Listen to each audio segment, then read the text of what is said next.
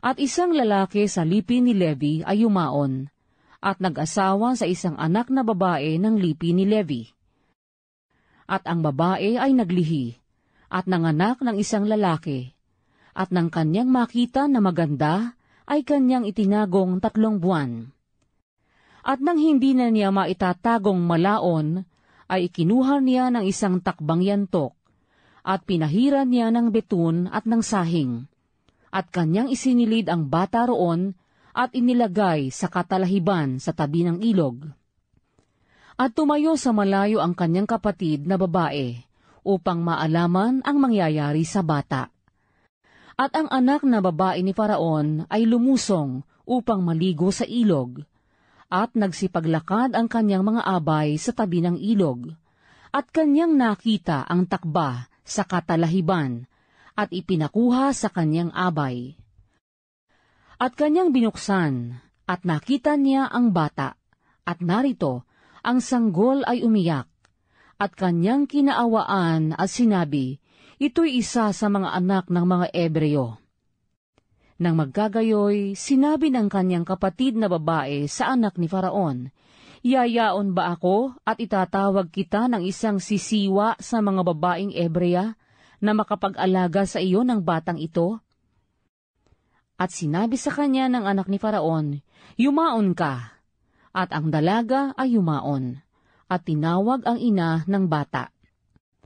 At sinabi ng anak ni Faraon sa kanya, dalhin mo ang batang ito, at alagaan mo sa akin, at bibigyan kita ng iyong kaupahan. At kinuha ng babae ang bata at inalagaan. At ang bata ay lumaki, at kanyang dinala sa anak ni Faraon, at siya'y kanyang inaring anak, at kanyang pinanganlang Moises, at sinabi, sapagkat aking sinagip siya sa tubig. At nangyari ng mga araw na yaon, nang malaki na si Moises, na kanyang nilabas ang kanyang mga kapatid, at minasdan ang atang sa kanila, at kanyang nakita ang isang Ehipsyo na nananakit ng isang Ebreo na isa sa kanyang mga kapatid. At siya'y nagmasid sa magkabi-kabilang dako, at nang siya'y walang makitang tao, ay kanyang pinatay ang Ehipsyo, at kanyang tinabunan sa buhanginan. At siya'y lumabas ng 2 araw, at narito, na may 2 lalaking Ebreo na nagbababag. At kanyang sinabi roon sa umaapi, bakit mo sinasaktan ang iyong kasama? At sinabi niya, sinong naglagay sa iyong pangulo at hukom sa amin? Iniisip mo bang patayin ako na gaya ng pagpatay mo sa Ehipsyo? At natakot si Moises at nagsabi, tunay na ang bagay na yaon ay nahayag. Nang mabalitaan nga ni Faraon ang bagay na ito, ay minithi niyang patayin si Moises. Datapwat si Moises ay tumakas sa harapan ni Faraon, at tumahan sa lupain ng Madian, at siya'y umupo sa tabi ng isang balon. Ang saserdote nga sa Madian ay may 7 anak na babae, at sila'y naparoon at umigib ng tubig, at kanilang pinuno ang mga inuman upang painumin ang kawan ng kanilang ama. At ang mga pastor ay dumating, at sila'y pinalayas.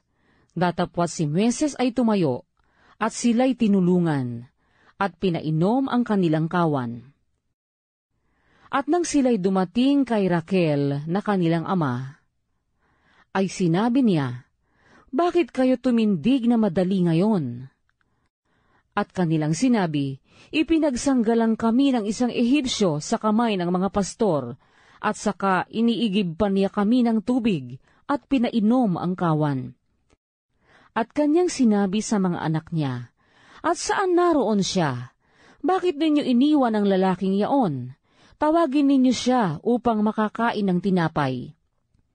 At si Moises ay natuwa na makisuno sa lalaking yaon, at kanyang pinapag-asawa kay Moises si Sephora na kaniyang anak.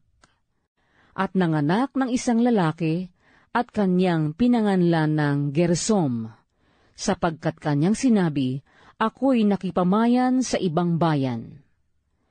At nangyari, Pagkaraan ng maraming araw na ang hari sa Ehipto ay namatay, at ang mga anak ni Israel ay nagbuntong hininga dahil sa pagkaalipin, at sila'y dumaing at ang kanilang daing ay umabot sa Diyos dahil sa pagkaalipin.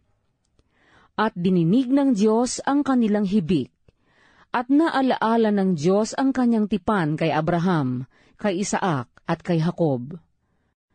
At nilingap ng Diyos ang mga anak ni Israel, at sila'y kinilala ng Diyos.